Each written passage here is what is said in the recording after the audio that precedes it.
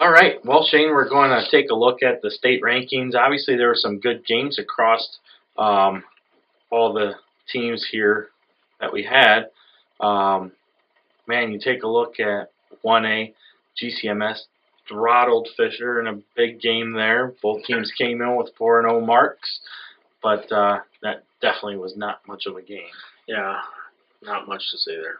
Athens pulled out a big win over Auburn, which Auburn had seen some recognition in our Class 2A panel, but they now fall to 2 and 3. But I still think Auburn can be a team that can still get to the 5 and 4, maybe even 6 and 3 mark in the Sangamo Conference, and could still make that playoff eligibility.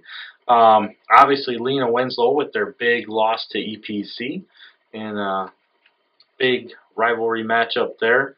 Tuscola squeaking one out in a game against Clinton. I mean, Clinton isn't a bad team by any stretch of the imagination, but generally it's a team that Tuscola usually rolls, and not so much.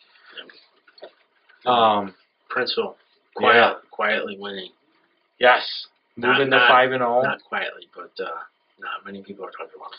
And then even take a look at Chicago Hope with their big win over St. Lawrence. That's back-to-back weeks where they beat St. Iggy, they beat St. Lawrence. They for sure are going to get to 6 wins most likely now, so they're going to hit the 2A playoffs most likely with the 6 and 3 mark. But if they keep playing the way they are, they may even roll in with the 7 and 2 record. Well, if you're an EPC fan, you better hope that Chicago Hope keeps winning. Yeah, I don't think you want to see them in the first round. No, but you know, you take a look around the state, big games. I mean, you know, Moreau Forsyth taking down Pleasant Plains, who was in the 3A state championship last year. I mean, Athens beat them earlier in the year. Moreau beat Athens already. Moreau is at 5-0. Athens is at 4-1. So I mean, a lot of good ones. And then of course AC, they got their first loss of the year to Immaculate Conception, 44-0. But just the way that they stayed with them for a good part of the first quarter can be pretty.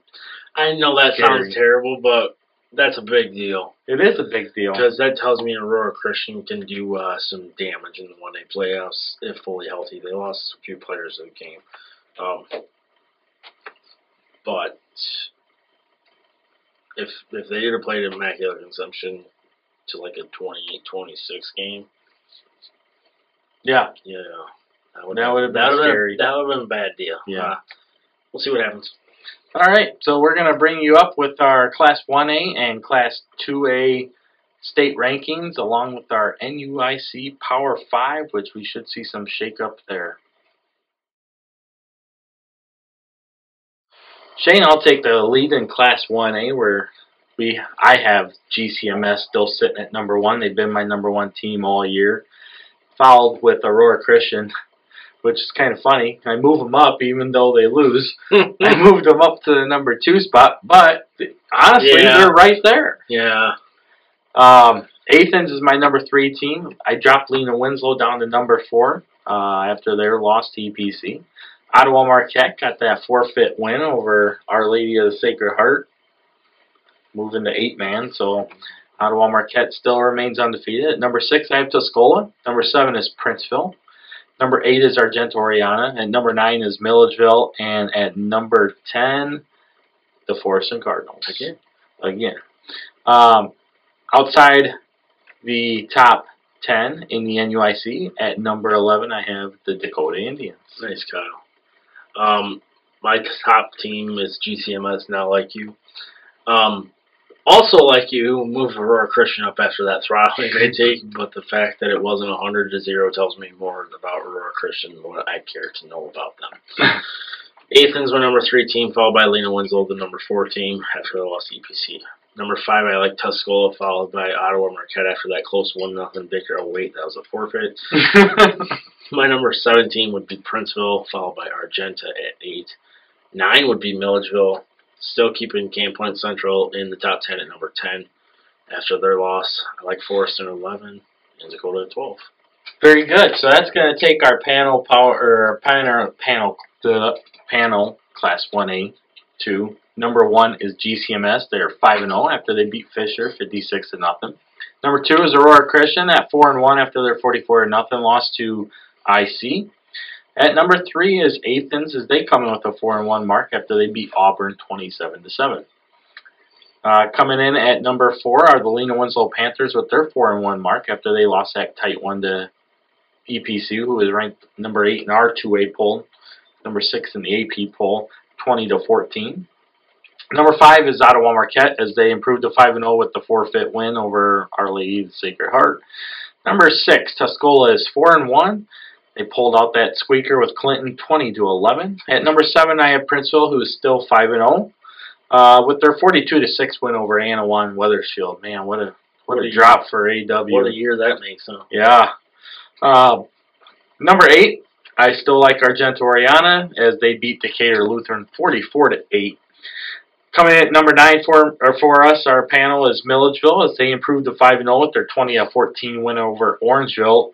And rounding out our top 10 are the Forston Cardinals coming back in with their 3-2 mark after they beat Ackman 62-33. For the NUIC outside of the top 10 at number 11 are the Dakota Indians with their 4-1 mark after they beat Dupec 36-0.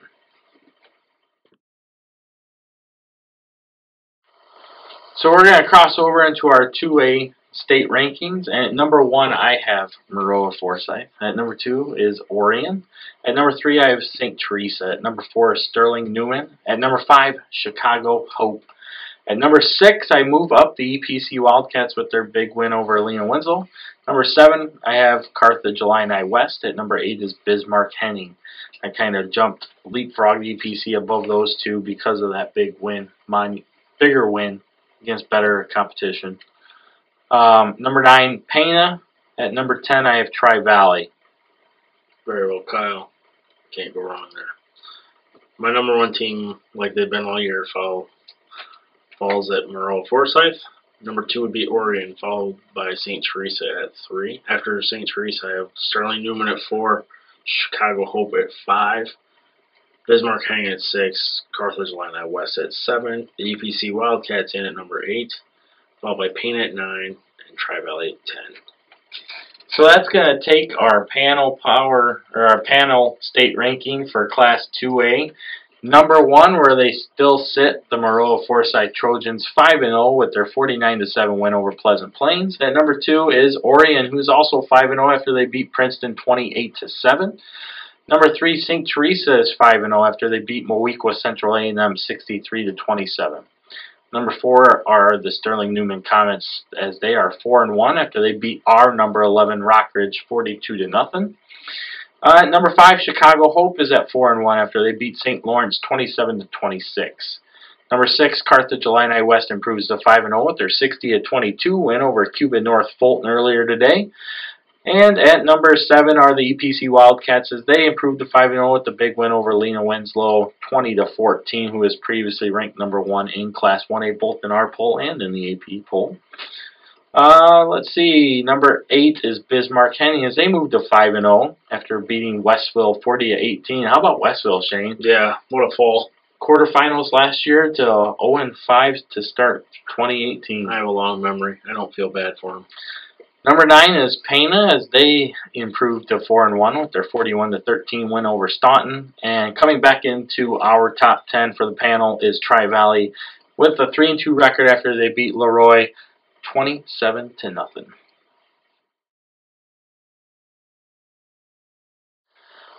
Shane, our NUIC Power 5 has taken a little bit of a twist with the big games, but not too much stir-up.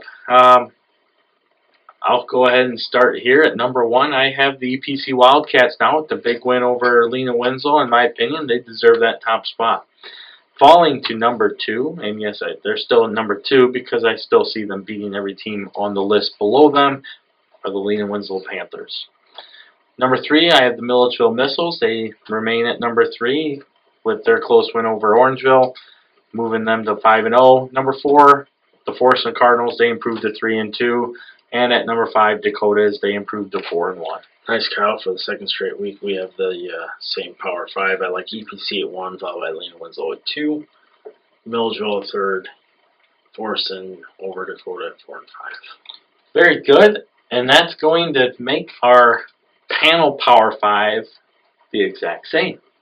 At number 1, the EPC Wildcats, as they improved to 5-0. Number 2, Lena Winslow, as they fall to 4-1. Number 3, Milledgeville, as they improved to 5-0. Number 4, Forston at 3-2, with their win over Dakota, who is at number 5 with a 4-1 record. So that gives you a look at our state rankings, our panel Power 5 for the NUIC.